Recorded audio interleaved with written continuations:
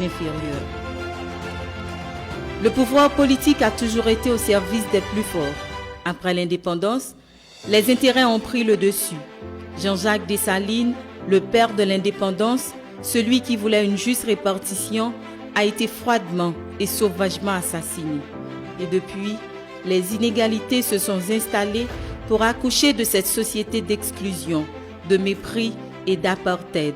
Oui, cette société a accouché de nèg en dehors et nèg la ville, nèg en haut, nèg en bas, nèg noir et ti rouge, nèg savé et gros orteils. Et les filles, les fils des assassins sont là pour continuer l'œuvre de leurs parents. À travers les élections, les pauvres sont toujours utilisés pour permettre l'accession de femmes et d'hommes dévoués au système qui exécute la feuille de route de l'oligarchie, à savoir perpétuer les inégalités. Jamais un fils du peuple au pouvoir. Les régimes se sont succédés. Le peuple a toujours croupi dans la misère et la crasse. Personne n'ose intervenir en vue de changer la donne. Les tentatives ont tout échoué, et de la pire des manières, dans l'atrocité, dans le sang. Les élections de 2016 ont livré leur verdict. Elles ont porté au pouvoir un fils de paysan, venu de l'arrière-pays, Jovenel Moïse.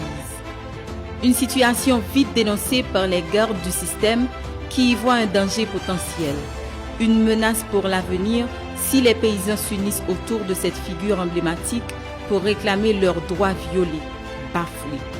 L'offensive a été violente dès le premier jour de la présidence. Un nid de vipères. Il fallait faire un état des lieux. Le nouveau président a vite affirmé ses intentions. Il voulait donner une place de choix aux agriculteurs, aux paysans, aux oubliés depuis 1804. Pour s'y faire, il fallait attaquer de front le nid de vipères sans se faire piquer par leur venin mortel. C'est la guerre. On ne touche pas au monopole. Les premières actions du chef de l'État l'ont condamné. Il a coupé des contrats illégaux de l'ordre de 4,5 milliards de dollars.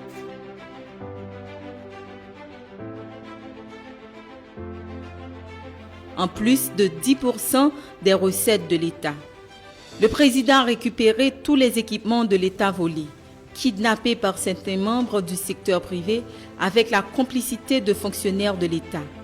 Parmi ces équipements, on retrouve des camions, des engins lourds, des bulldozers, des ponts, une usine à asphalte. Ces équipements sont évalués à plus de 60 millions de dollars US. Réforme dans le secteur de l'énergie. L'énergie, un secteur jalousement gardé, ceux qui ont tenté d'y mettre de l'ordre sont morts. Un système d'extorsion, de surfacturation pour piller le trésor public a été mis en place. 300 millions de dollars US par année pour fournir du courant. En 13 ans, ces gens sont volés 3 milliards 900 millions de dollars US. Lorsque le président Jovenel Moïse, sur avis des experts tant nationaux qu'internationaux, décida de s'attaquer et de corriger le désordre constaté dans le secteur de l'énergie, il ne s'attendait pas à cette riposte violente. À ces morts sur le pavé, il comprit enfin la profondeur de l'escroquerie. La mainmise de la mafia locale sur l'économie et les ressources du pays.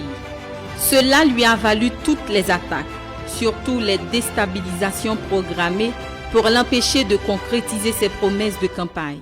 Il a résisté néanmoins et continué à travailler pour le bien-être de ses mandants et de la population haïtienne en général.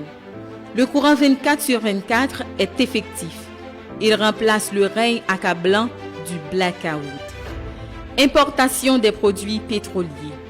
Un autre stratagème mis en place par les oligarques qui en veulent à Jovenel Moïse. Il achetait le carburant directement sur le marché international à des prix préférentiels, plats, pour le revendre à l'État au prix fort via le Caribbean Posting. Ces transactions leur permettaient d'escroquer à l'État 20 millions de dollars par mois, 240 millions de dollars par an, 2 milliards 400 millions de dollars en 10 ans.